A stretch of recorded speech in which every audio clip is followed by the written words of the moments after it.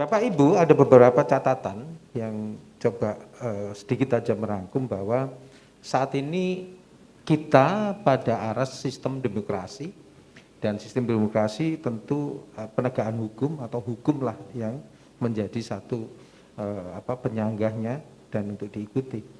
Nah, dalam sistem demokrasi dan sistem dunia yang saat ini, kata Pak Warsito, karena teknologi yang berubah, ya, teknologi yang maju, membuat mobilitas dan komunikasi itu semakin cepat, mudah, murah, semua orang mendapatkan itu. Oleh karena itu, birokrasi, pas pra-birokrasi kata Bu Ida, ada birokrasi, ada pos-birokrasi. Ya, saat ini sebenarnya pada tataran pos-birokrasi, bagaimana birokrasi bisa menghadapi perubahan-perubahan yang ada di dunia dan khususnya di Jawa Tengah. Oleh karena itu, birokrasilah yang menjadi subjek. Tadi disebut oleh Pak Warsito, birokrasilah yang menjadi subjek kalau ingin melakukan reformasi birokrasi. Karena dengan birokrasi menjadi subjek dari perubahan birokrasi itu sendiri, maka tata kelola ini akan lebih maju, lebih bagus, dan lebih adaptasi terhadap perubahan ini, dan tidak diisi oleh orang atau yang menempatkan birokrasi hanya sebagai objek dari perubahan ini. Ini tadi sedikit saya ini kan, dan sekali lagi bahwa birokrasi ini adalah orang pilihan. Benar juga, ada saya nggak berani ikut seleksi tahu ribuan orang kayak gitu dan nggak mudah. Ponaan-ponaan saya mencoba sampai 3 kali, padahal pintar, menurut saya pintar, dari universitas yang cukup ternama, IP-nya cukup bagus, ya kan gitu. Tapi memang kata dia luar biasa sekarang, terbuka, transparan, gitu. Karena apa tadi? Karena birokrasi lah yang mempunyai sebagai orang pilihan, dia punya otoritas untuk mengelola semua yang ada di negara, dan birokrasi tetap ada, apapun rejim yang akan muncul, birokrasi lah yang akan menjadi tetap langgeng. Bapak Ibu, seperti yang saya janjikan, saya buka untuk penanggap. Bapak Ibu boleh menanggapi, boleh bertanya, boleh mengkritik pendekatan ini yang disampaikan oleh Ibu Ida dan Pak Warsito. Saya persilakan untuk 4 penanggap pertama ini. Mungkin terkait dengan beberapa hal yang disampaikan oleh Bu Ida,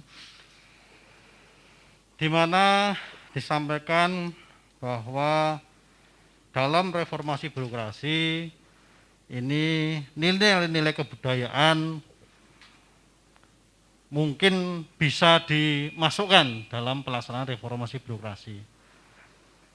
Tapi kita ketahui bahwa khususon di Indonesia ya, terutama di Pulau Jawa, yang mana kalau kita bicara terkait dengan kebudayaan itu ada dua tentunya, ada sisi baik dan sisi buruknya.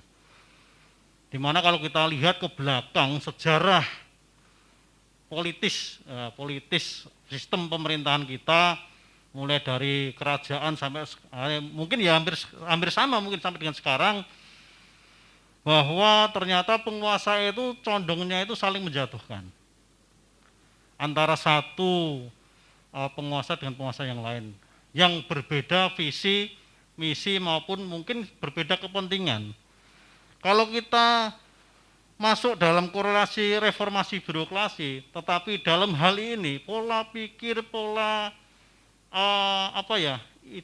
ideologi berbeda, kemudian kita paksakan untuk pelaksanaan reformasi birokrasi, tetapi pelaksanaan, mohon maaf, dalam kenyataan bukan dalam secara teori itu berbeda. Bagaimana caranya kita mensikapi nilai-nilai tersebut sehingga nilai-nilai yang mungkin bisa negatif itu bisa kita munculkan menjadi nilai yang positif terkait dengan unsur kebudayaan tersebut. Kemudian terkait dengan mungkin yang disampaikan oleh Pak Warsito, di mana bahwa perubahan masyarakat dalam hal reformasi birokrasi yang berbasis kebudayaan juga sama ya, Di mana yang dulunya itu mungkin kalau kita bicara terkait dengan nilai, dulunya masyarakat itu patuh, terus kemudian ada guyub rukun kebersamaan ya, karena memang lebih terkait dengan primordial kekeluargaan itu muncul. Namun demikian setelah adanya reformasi, dia cenderung ke individualis, ya individualis, sehingga dia lebih condong bebas mengeluarkan pendapat dan sebagainya. Tapi kadang-kadang kenyataan di lapangan itu kebebasan tersebut menjadi sangat-sangat bebas sekali dalam mengutarakan pendapatnya. Bahkan mungkin kadang-kadang yang terjadi adalah tidak melihat fakta yang terjadi tapi asal ngomong. Nah ini kalau kita bicara terkait reformasi birokrasi juga memang kita tidak bicara baik dan buruk terkait dengan yang dulu, sistem yang dulu dengan sekarang ya. Namun demikian harus kita imbangi bahwa memang kalau kita bicara reformasi birokrasi itu sesuatu yang membutuhkan daya upaya baik dari yang atas, dari pimpinan sampai ke unsur yang bawah, harus satu kata Pak.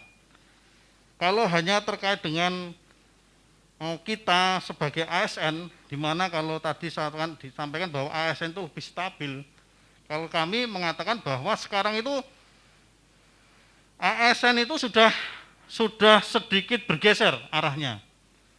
ASN itu lebih ibaratnya gini, politis itu lebih determinan terhadap ASN kalau saya mengatakan. Kalau dulu Pak Mahfud mengatakan bahwa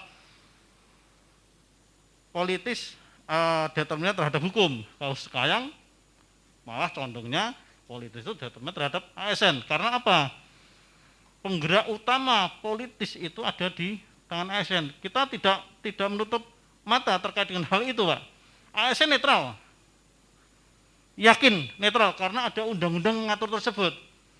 Namun demikian terkait dengan pelaksanaan di lapangan ternyata sangat-sangat bertentangan. Karena apa?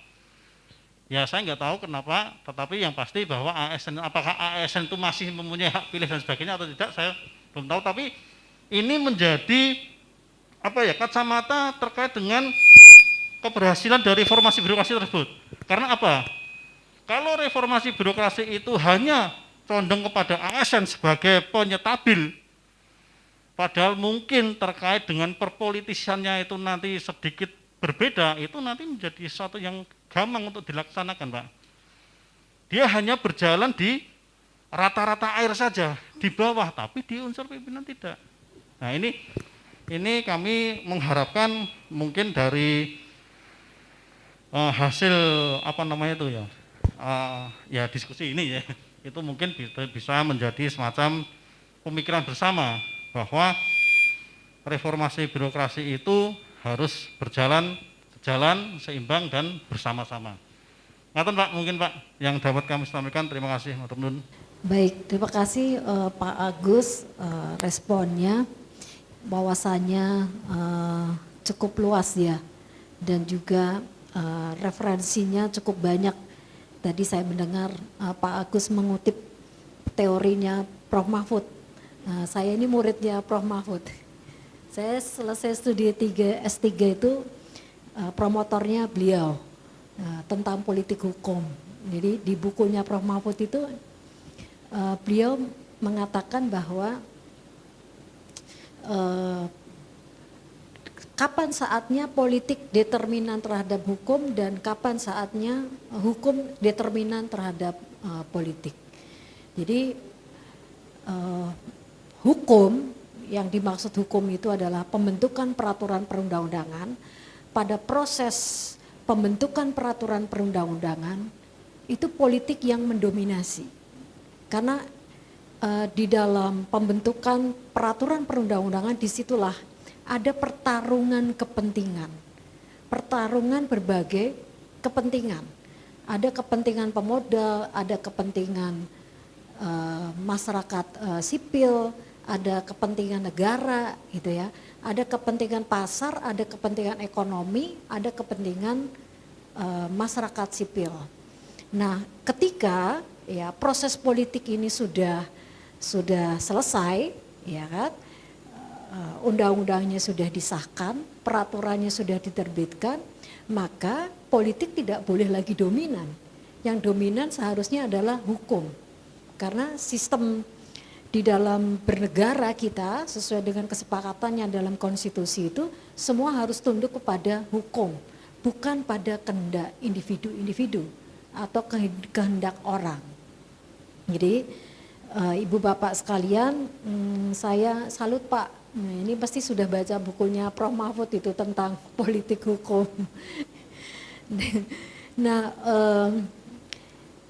yang kedua, saya ingin memberikan tanggapan tentang bagaimana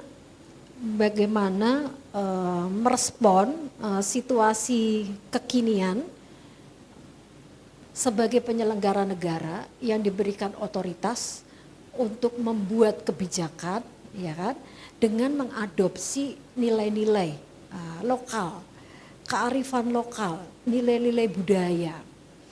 Nah, Ibu dan Bapak sekalian, ya, dalam pembentukan hukum, ya kan, itu selalu berangkat dari nilai-nilai yang tumbuh dan berkembang di dalam masyarakat. Apa sih yang menjadi kebutuhan masyarakat kita hari ini? Itu yang kemudian diangkat, ya, diangkat sebagai sebuah norma yang mengikat semua, sebagai sebuah kesepakatan untuk hidup bersama, mencapai satu tujuan, yaitu tadi hidup yang bahagia, hidup yang sejahtera, gitu ya. Jadi di dalam negara hukum yang demokratis, sekali lagi, sebuah regulasi, ya, itu dibuat, ya, dari bawah ke atas. Jadi dengan melihat apa yang terjadi di dalam masyarakat kita sebagai landasan sosiologis, melihat kondisi konkret, melihat realitas di dalam masyarakat untuk dibuat sebuah kebijakan, untuk diterbitkan sebuah aturan yang mengikat bersama untuk mencapai kesejahteraan. Nah, Ibu dan Bapak sekalian, ketika regulasi ini sudah dibentuk, ketika sebuah kebijakan ini sudah diterbitkan, Ibu Bapak sekalian, peraturan ini juga tidak akan mempunyai makna jika, ya kan, substansi hukum, aturan hukum itu tidak dipahami oleh pelaksana hukumnya, tidak dipahami oleh para penyelenggara negara, ya, juga tidak ditopang dengan kultur masyarakatnya, budaya masyarakatnya tidak mendukung, ya, untuk penerapan sebuah aturan, maka yang terjadi adalah benturan. Jadi baik dari sisi pembuatan hukum maupun implementasi hukum itu memerlukan tadi dukungan kultur masyarakatnya. Ya, jadi misalnya Ibu Bapak sekalian, ini kebijakan contohnya, ya, ini sudah jadi regulasi, kemudian berbenturan dengan kultur masyarakatnya. Contoh saja yang sekarang sedang kita hadapi, ya, kebijakan tentang masa pandemi, ya kan, 3M. Ya. Nah, Ibu dan Bapak sekalian, kebijakan ini untuk menyelamatkan kehidupan masyarakat Indonesia, menyelamatkan kesehatan warga negara, ya Ibu Bapak, maka Pak Jokowi itu sudah membuat kebijakan. Dan bagaimana kebijakan di bidang kesehatan dan bagaimana kebijakan di bidang ekonomi. Nah, Ibu dan Bapak sekalian, kebijakan ini, ya, mustahil gitu ya mempunyai kemanfaatan jika tidak mendapatkan dukungan dari para penyelenggara negara. Ya. Para penyelenggara negara ini kan bisa para aparatus dalam jabatan-jabatan politik. Jabatan politik itu yang ada di parlemen sana, Pak. Kemudian jabatan-jabatan publik dan di dalam jabatan lingkup birokrasi. Ini kebijakannya sudah ada, tetapi kan Tetapi di parlemen, Ibu Bapak sekalian, ya, mempunyai sebuah interpretasi yang berbeda. Ya, kebijakannya untuk kesehatan dan ekonomi. Kemudian tidak mendapatkan dukungan misalnya dari sisi politik anggarannya. Ya. Nah, kebetulan itu tidak terjadi. Ini sudah senada seirama ini ya, antara kebijakan eksekutif dan legislatif. Tapi bagaimana dari sisi interpretasi penegak hukum? Nah, kalau penegak hukumnya itu cara pandangnya dalam kondisi yang normal, nah ini juga membuat kesulitan, ya kan? Dalam jabatan di lingkup eksekutif dan legislatif. Kalau cara pandang di cabang kekuasaan yudikatif tidak mengadaptasi juga kondisi darurat non alam. Nah, kemudian juga ini ramai sekali tentang kebijakan presiden ya, yang dituangkan di dalam Perpu, kebijakan apapun dalam bencana non alam maka tidak bisa diminta pertanggungjawaban pidana. Ini kan kondisi darurat. Ya hukumnya ya hukum darurat, tidak bisa dengan ukuran hukum yang normal. Tetapi apa yang terjadi? Ya, ada juga kelompok masyarakat kita yang mempunyai pandangan bahwa wah, itu nggak bisa itu, nggak sesuai itu dengan persamaan di muka hukum. Semua orang itu sama di depan hukum loh. Kok ini ada privilege, ada perlakuan istimewa? Ya, kondisi darurat hukumnya ya hukum darurat. Yang ini juga mesti diadaptasi oleh penyelenggara negara, baik di eksekutif, legislatif dan di yudikatif. Jadi tadi hukum yang sudah dibuat, ya, kemudian tidak diadaptasi oleh aparatus penyelenggara negara, maka juga akan terjadi hambatan. Ya, akan terjadi satu persoalan. Belum lagi kita bicara aspek kultur masyarakat.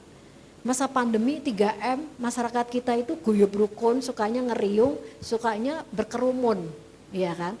Nah, ini yang juga harus disentuh supaya tadi kebijakannya sudah dibuat itu juga bisa diadaptasi, bisa direspon oleh masyarakatnya.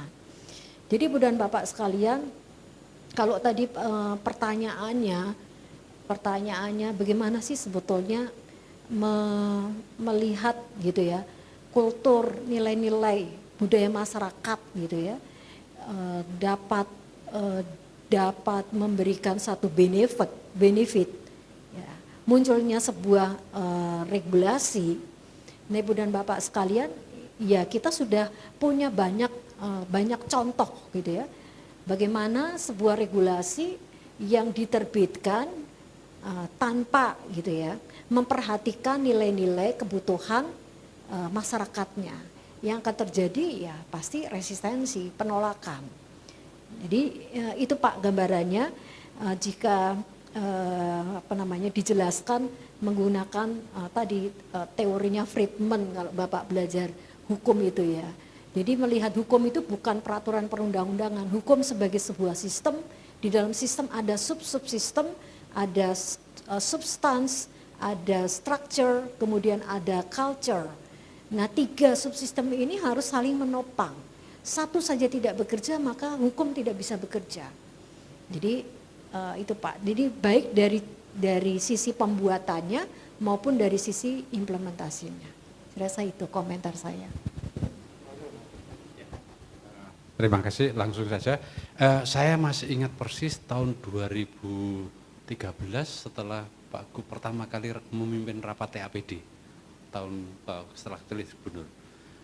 Kalimat pertama yang keluar dari Pak Gup waktu itu setelah Assalamualaikum, Bapak Ibu, mari kita selesaikan program-program Pak Bibit yang belum selesai sebaik-baiknya. Saya ingin katakan, program baru itu tidak mulai dari nol, mulai dari apa yang sudah ada. Tidak bicara problem, tapi bicara solusi. Tadi Pak Eda sudah mengatakan solutif. Jadi clear. Jadi tidak mengignore yang sudah ada. Waktu saya masih ingat persis, apakah ada orangnya Pak Bibit atau waktu itu Pak Hadi Prabowo yang disingkirkan karena tidak mendukung Pak Gup? Nggak ada. Sejauh saya tahu. Ya. Dan itu yang pertama. Yang kedua umpamanya, karena Pak Gup tidak mau korupsi, maka hadiah apapun yang tidak bisa ditolak oleh Pak Gup, semua dikirimkan ke KPK. Jadi untuk menentukan gratifikasi atau enggak, semua sampai hari ini. Jadi barang-barang di KPK banyak sekali dari Pak Gup karena memang begitu. Membuat MOU dengan KPK. Saya pikir yang dari provinsi tahu persis bahwa ini KPK dengan dengan pemerintah Provinsi Jawa Tengah ada. Jadi ini ada hal yang konkret yang bisa dijelaskan.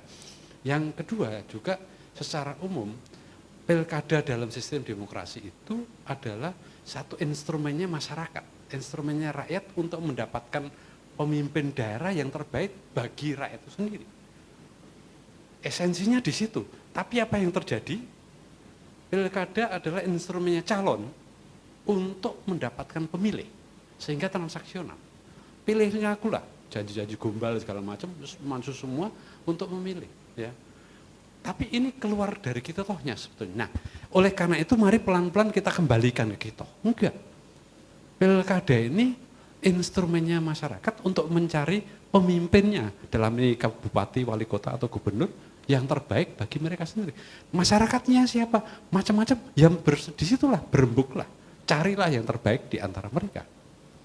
Nah nah sekarang salah kaprah karena masyarakatnya tidak diberitahu bahwa pilkada itu instrumennya masyarakat. Sehingga masyarakat tuh, duitnya tompo wae. Walaupun dalam sistem ini juga, duitnya terima aja, pilihannya tetap sama, nggak apa-apa. Rezeki salah dewi kayak duit. Gitu.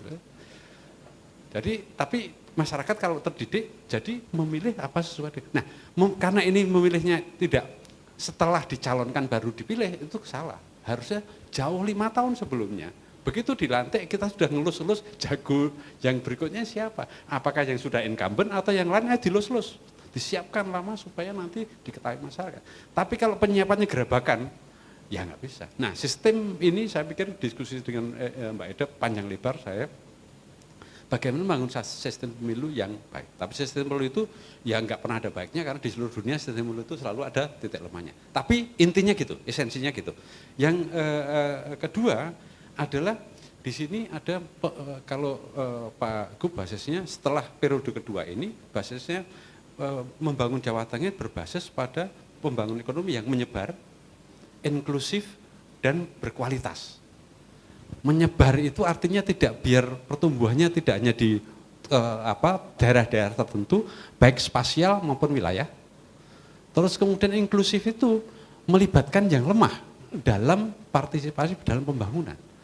Kalau tidak dilibatkan, nggak bisa. Selama ini dibiarkan saja, semua bebas boleh bersaing, ya yang lemah pasti nggak dapat. Oleh karena itu harus ada dibela yang lemah. Karena kalau yang lemah itu tidak dibela, nanti gap sosialnya semakin jauh, dan kalau semakin jauh mungkin 5 tahun nggak apa-apa, tapi 10 tahun kemudian terjadi clash sosial, dan itu nggak ada gunanya pembangunan, karena habis semua.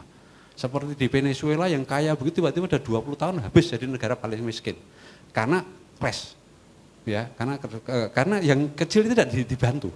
Nah, oleh karena itu inklusif jadi penting. Membantu yang kecil untuk meningkatkan bentuk ekonominya itu menyelamatkan kita semua sesungguhnya. Bukan kita jadi pahlawan, enggak. Ke depan itu menyelamatkan kita semua karena dengan itu kalau ikut tumbuh, enggak ada yang pikirannya aneh.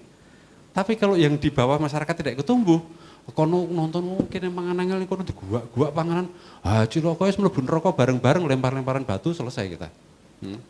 Makanya membantu yang lemah itu penting itu untuk menyelamatkan kita sebagai satu bangsa, sebagai satu negara. Itu penting. Yang ketiga adalah berkualitas. Berkualitas itu tadi pembangunan seperti itu. Maju ekonominya. Kalau saya dapatnya yang lain bisa beda. Saya tidak senang dengan apa yang terjadi di Cina. Maju kaya semua. Tapi wong mencucu kabeh. Kemana-mana.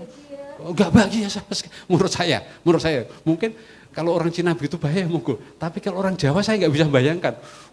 Jalan kayak robot, mekanistik dan fungsional pola komunikasinya. Kaya. Apakah itu kita mau? Individualis itu. Di Eropa Saya 33 tahun hidup di Eropa, di Jerman saya hidup saya. 33 tahun. Jadi saya tahu persis apa yang terjadi. Itu sampai hari ini rumah saya di Jerman. Ya. Waduh. Kaya. Tapi ya kalau saya nggak bahagia. Saya sering berkelahi sama istri saya, wong Jawa ya beda, bahaya Jawa itu bahagianya nek guyub, rukun, gayeng, itu bahagia. Ditik orang silik rawuh tapi bahagia, ya. Nah, oleh karena itu pembangun berkualitas itu harus berbasis pada kebahagiaan kita.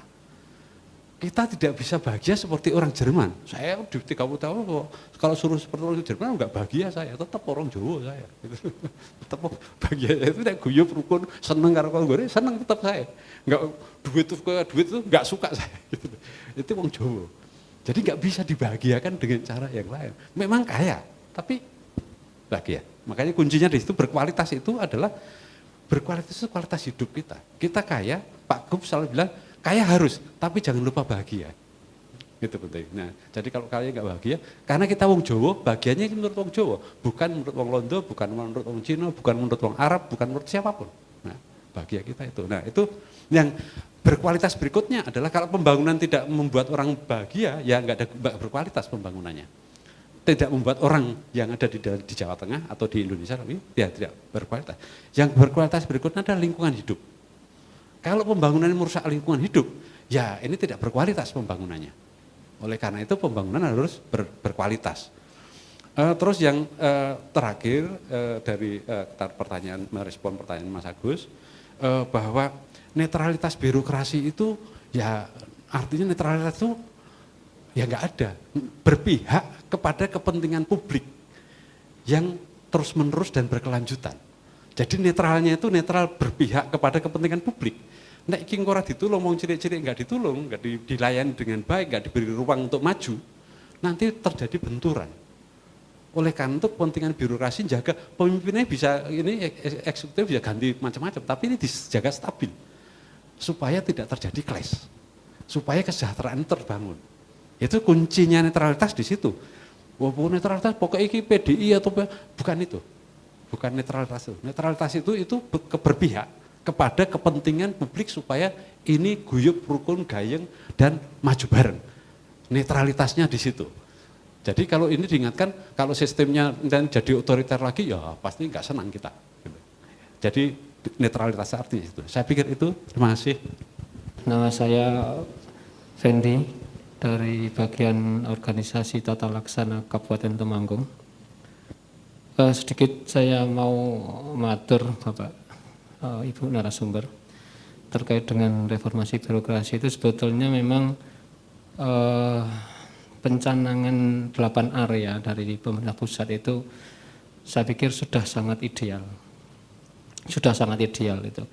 Tetapi ketika implementasi di daerah itu mungkin ada daerah yang dengan mudah mungkin dalam pelaksanaannya, tetapi ada daerah yang sulit dan sangat sulit. Di tempat kami termasuk yang sulit, Bapak Ibu, karena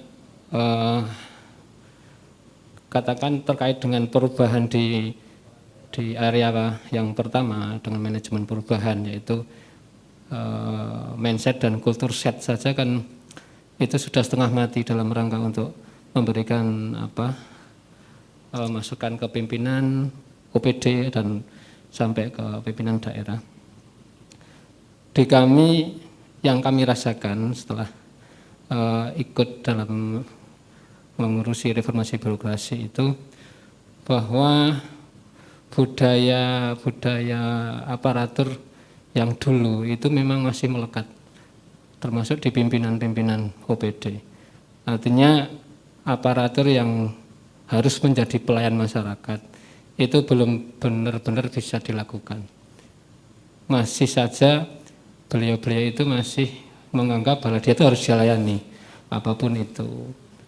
Sehingga memang merubah mindset itu luar biasa susahnya, apalagi di tingkat yang lebih tinggi. Itu yang pertama. Kemudian kami sudah mencoba untuk memberikan sebuah kami sudah meng-SK-kan role model di setiap OPD sebagai agen perubahan, tetapi ya hanya sebatas kertas saja, tidak ada langkah-langkah yang bisa atau dilaksanakan oleh para role model yang ditunjuk oleh SK itu sendiri. Itu baru satu area perubahan, belum yang lain. Kemudian selanjutnya adalah terkait dengan penataan SDM aparatur. Area perubahan yang penataan SDM aparatur itu juga susah ketika harus apa ya namanya ya. Karena itu tergantung juga dengan selera pimpinan daerah. Apalagi terkait dengan pilkada. Jadi kalau di daerah itu terkait dengan pilkada itu yang namanya PNS itu ada yang benar-benar netral, ada. Tetapi ada yang menyerempet aturan. Nah, itu biasanya ketika yang dijagokan itu jadi pimpinan daerah, itu nggak akan menguasai di tingkat penataan SDM aparatur itu, sehingga yang terjadi adalah pengembangan karir dan sebagainya itu tidak sesuai dengan aturan ataupun tidak sesuai dengan standar yang ada gitu. Jadi misalnya kita punya standar orang yang promosi katakan itu dia harus pernah diklat BIM atau dia harus lulus uji kompetensi pelayanan pengadaan barang jasa, tetapi yang terjadi tidak. Siapa yang dekat, siapa yang itu terus bisa naik. Nah, itu yang sebenarnya merusak dari sisi reformasi birokrasi di bidang penataan SDM aparatur. Itu yang kami rasakan seperti itu. Perkenalkan, saya Lingga Bayu dari Biro Administrasi Pembangunan Daerah Seda Prof Jateng, Pak.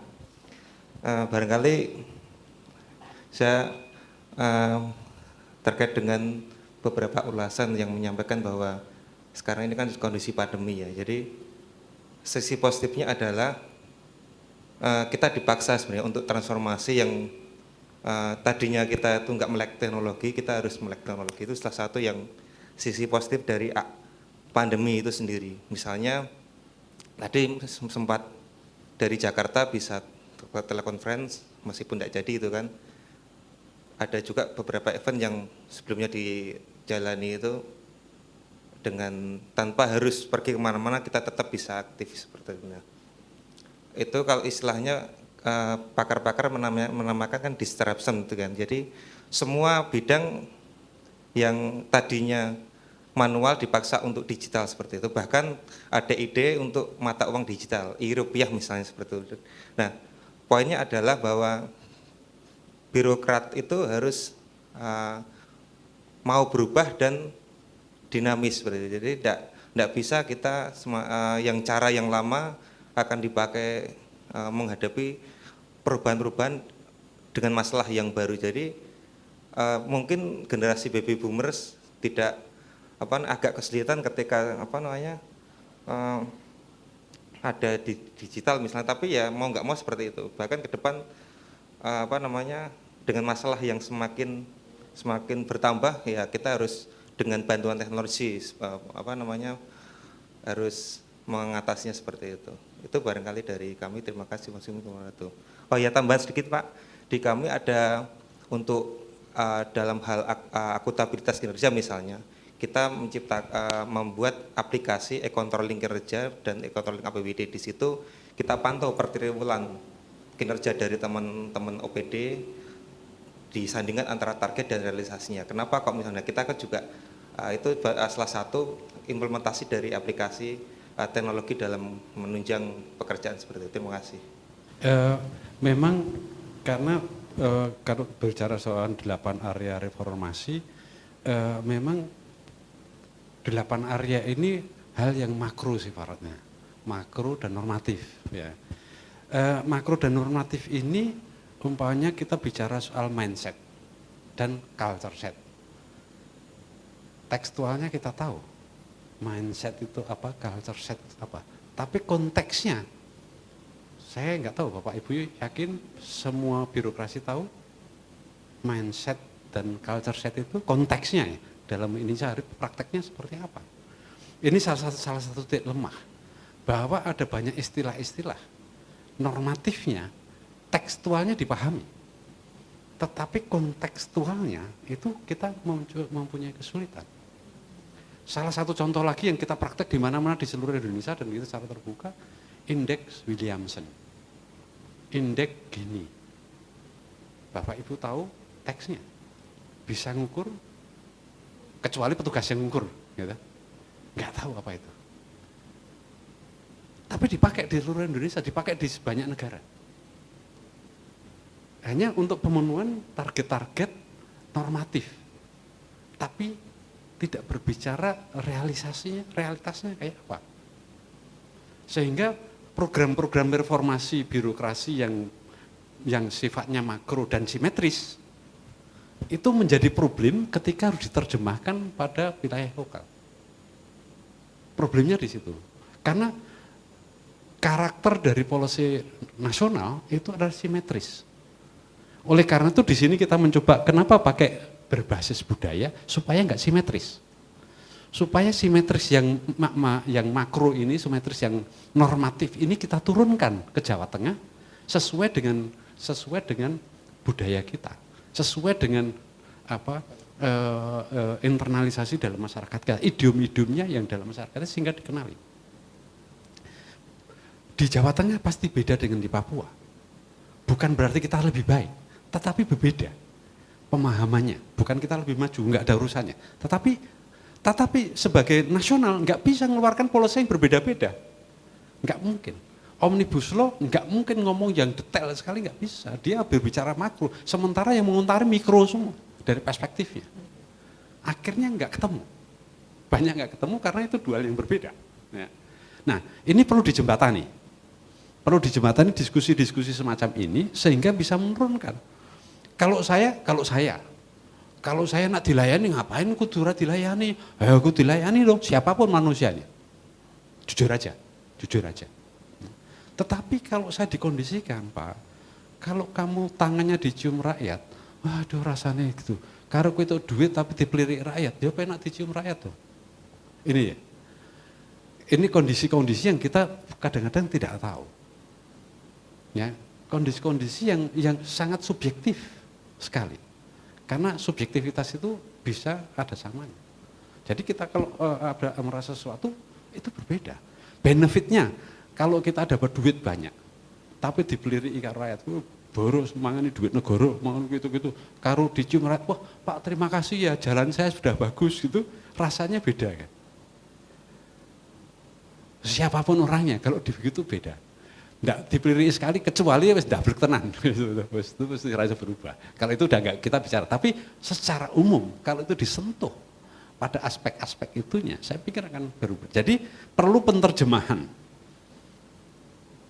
idiom reformasi birokrasi yang simetris dan karena itu nasional harus begitu kepada reformasi, makanya menjadi subjek itu menjadi penting. Biar tidak diatur dari simetris tadi. Simetris nggak tahu. Siapapun yang di nasional, kalau saya di nasional akan begitu juga. Berpikirnya pasti normatif dan simetris, pasti. Karena kita harus mengurus seluruh Indonesia. Nah oleh karena itu penting di tingkat ini kita turunkan menjadi sesuai dengan ini kita. Itu yang kenapa jadi penting dan menjadi subjek itu jadi penting. Karena yang menentukan kita sehingga nyaman. Nah kalau ini terbiasa begitu enak. Nah nanti kalau di sekitar situ merasa ada seperti di Mas Bayu tadi ada kinerja segala macam terbangun, sing gini kan merasa nggak nyaman.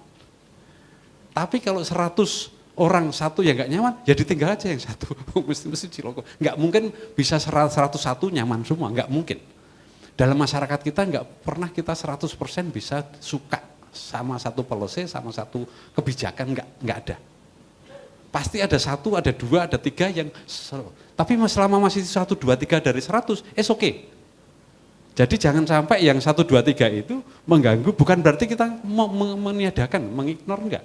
Tapi kalau sudah dibuka ruangnya, sudah diajak dan sudah dikasih ruang itu masih ngotot terus, ya daripada ganggu yang lain ya Ditinggal dulu bukan berarti tinggal, dikasih pinggir itu tontonan, engko nek apik kowe melu nek ora ya tinggal. Bukan berarti ditinggal itu ditinggal hilang, enggak. Biar melihat dulu. Dikasih ruang terbuka lagi. Sehingga itu menjadi subjek sekaligus dengan kalau aplikasi dari tadi yang cerita Mas Bayu ya. Nah, itu saya pikir itu luar biasa. Usaha-usaha yang saya pikir nanti kita pengen dalam kerja diskusi bisa diekspor lebih banyak. Kenapa idenya begitu, kenapa muncul ide-ide seperti itu, dan dampaknya seperti apa. Saya pikir sesi setelah ini akan bisa banyak dieksplor nanti. Dan itu menjadi acuan kita bersama kalau itu nanti bisa. Nah, saya pikir Bapak Ibu yang lain juga akan punya ide-ide yang selama ini di birokrasi, di dalam reformasi. Boleh ada teman-teman yang nanti ditaruh di tengah di sini, kemudian dibahas bersama-sama. Saya ingin merespon Mas Penny dari Temanggung ya. Jadi saya ingin memperkenalkan satu teori lagi, teori hukum. Itu teori yang dikemukakan oleh Rusko Pon. Dia memperkenalkan satu teori yang cukup populer di dunia hukum, teori tentang law is tools of social engineering. Jadi hukum itu dapat digunakan sebagai sebuah rekayasa sosial untuk mengatur, untuk memaksa sebuah perubahan peradaban. Ya, jadi contoh konkretnya ini ada hukum pemilu. Hukum pemilu kita hari ini seperti apa? Ya, hukum pemilu kita hari ini, Ibu Bapak sekalian, menghargai kedaulatan rakyat. Satu orang, satu suara, satu nilai. Apa maksud dan tujuannya? Tujuan yang hendak dicapai oleh pembentuk undang-undang melakukan rekayasa sosial hukum pemilu di Indonesia agar pemimpin hasil pemilu itu dekat dengan rakyatnya. Pada era Orde Baru, waduh itu mimpi buruk itu. Mau ketemu sama gubernur, ketemu ketua DPRD itu rasanya sulit sekali. Ada jarak gitu ya antara pemimpin dengan rakyat. Nah, di era reformasi ini ya, hukum digunakan sebagai sebuah alat rekayasa sosial untuk memaksa pemimpin itu dekat dengan rakyatnya, tidak ada jarak. Tadi Pak Warsito itu ya kan menyampaikan bahwa nggak ada itu jarak untuk komunikasi dengan gubernur. Kapanpun masyarakat ingin berkomunikasi, ya tidak ada hambatan. Nah, Ibu Bapak ini sebuah contoh, hukum digunakan sebagai sebuah alat untuk memaksa pemimpin itu dekat dengan rakyatnya. Nah, Ibu dan Bapak sekalian, tadi teorinya Rusko Pon ini ya juga bisa dipakai untuk ya memberikan solusi atas problem kultur yang sudah menahun, kultur feodal. Kita ini masyarakat terjajah ya kan, terinfiltrasi dengan tadi dengan budaya-budaya feodal, menahun ya, membentuk karakter manusia Indonesia yang itu tadi sikap dan perilakunya itu sangat feodal gitu ya. Nah, bagaimana mengubah ini? Teorinya Rusko Pon ini bisa dipakai. Ya, dipakai membangun sebuah rekayasa sosial, membangun sistem integritas aparatur sipil negara. Yang di dalam pemilu ini sudah dipakai teori ini oleh pembentuk undang-undang, membangun sistem integritas penyelenggara pemilu. Caranya bagaimana? Ini para wasit ini harus digaransi bahwa dia itu netral. Maka dibentuklah lembaga pengawas eksternal untuk mengurus etika penyelenggara pemilu, yaitu Dewan Kehormatan Penyelenggara Pemilu. Dan menurut saya, sistem integritas penyelenggara pemilu itu bisa digunakan sebagai role model untuk membangun sistem integritas pada setiap lembaga negara. Karena dikontrol. Ya, pengawasan etik ini dalam urusan pemilu itu sangat efektif. Ya, untuk menjaga supaya wasitnya itu tetap mandiri. Nah, bagaimana menjaga kita sikap dan perilaku? Nah, tadi ya, yang masih belum mau mengadaptasi perubahan masyarakat, tata kelola negara, tata kelola birokrasi berubah, tetapi dia mindsetnya itu masih menggunakan zaman bahula ya, kultur feodal. Maka bisa digunakan teorinya Ruskupon, hukum digunakan sebagai sebuah alat membangun sebuah rekayasa sosial. Caranya bagaimana membangun sistem integritas aparatur sipil negara, penegakan kode etik yang saya rasa ini sudah menjadi sebuah kebutuhan dan kesadaran kolektif. Kita lihat kasus yang mutakhir, ya kan, Joko Chandra yang melibatkan oknum kepolisian dan kejaksaan, apa yang dilakukan oleh Pak Kapolri. Sebelum jauh meminta pertanggungjawaban hukum, Pak Kapolri menegakkan etika kepolisian, ya kan, dibawa ke peradilan etik. Jadi menurut saya ini peradilan etik ini bisa digunakan sebagai sebuah alat rekayasa sosial untuk mengubah kultur set dan mindset gitu ya, supaya adaptif terhadap perubahan ini. Jadi itu gagasan yang bisa saya tawarkan gitu. Bagaimana ini menghadapi kebuntuan aspek kultur ya, yang sudah menahun, ya harus ada rekayasa sosial, social engineering. Bangunlah sistem integritas aparatur sipil negara atau penyelenggara negara. Ini yang saya kira lebih efektif bekerjanya sistem integritas ini dibandingkan dengan pertanggungjawaban hukum. Itu penjara udah penuh dengan ya kan, dengan pengedar sabu-sabu dan pengguna sabu-sabu. Jadi penjara kita hari ini itu penuh dengan problem penggunaan obat-obat terlarang. Ya ASN lingkupnya administrasi masih mau dibawa pertanggungjawaban pidana, tidak efektif. Maka menurut saya lebih efektif dibangun sistem integritas, membuat sebuah peradilan etik. Ya kan, sanksinya, punishment-nya itu ya sudah, dia mau dikasih peringatan, dia dicopot jabatan, ya kan, non job, dimutasikan, ya kan, atau kalau yang paling berat ya diberhentikan gitu. Jadi sistem peradilan etik ini yang perlu gitu ya diadvokasi gitu. Karena di lembaga-lembaga negara di luar penyelenggara pemilu itu penegakan etik itu masih dianggap hal yang privat. Padahal itu urusan publik, bukan sekedar urusan privat begitu. Jadi itu Mas gagasan yang bisa saya tawarkan untuk mengubah mindset dan kultur set tadi.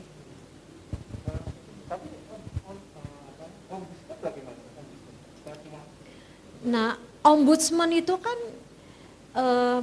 diberikan otoritas oleh negara, ya kan, untuk mengadvokasi warga negara yang tidak terpenuhi gitu ya kebutuhannya karena faktor hambatan administrasi negara, faktor administrasi. Nah, ombudsman mempunyai keterbatasan, ya kan? Setelah dia periksa, setelah diklarifikasi, kesimpulannya itu rekomendasi.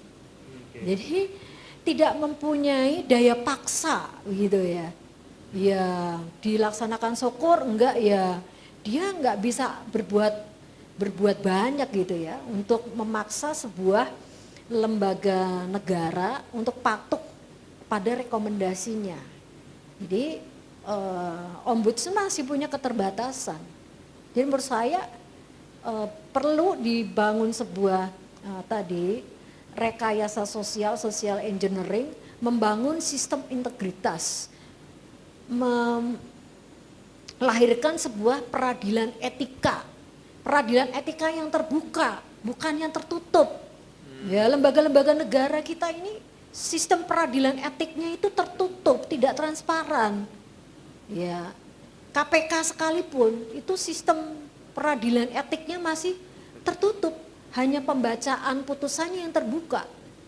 Ini yang bisa, menurut saya bisa jadi role model itu adalah peradilan etikanya penyelenggara pemilu. Itu sudah sama dengan peradilan umum dalam memeriksa perkara, terbuka. Ya, ini para pelapornya dihadirkan, yang diadukan dilahirkan, jawab jinawab, pembuktian. Nah, kemudian vonis. Jadi para pemeriksa pelanggaran etik penyelenggara pemilu itu tidak bisa berbuat lain kecuali dia harus tunduk kepada fakta yang terungkap dalam persidangan. Kalau sidang tertutup, nah kita nggak tahu bagaimana dinamika forumnya, gitu ya. Jadi Ibu Bapak sekalian, menurut saya ke depan itu perlu diadvokasikan gitu ya, membangun sistem integritas dan kemudian membentuk sebuah peradilan etik untuk seluruh lembaga-lembaga negara. Dan pengalaman di pergaulan penyelenggara pemilu ini Bu Bapak, dari data yang dimiliki DKPP ini bisa dimaknai bahwa integritas sebuah lembaga negara itu bisa terukur. Misalnya dalam 1 tahun seperti apa sih gambaran pelanggaran etiknya.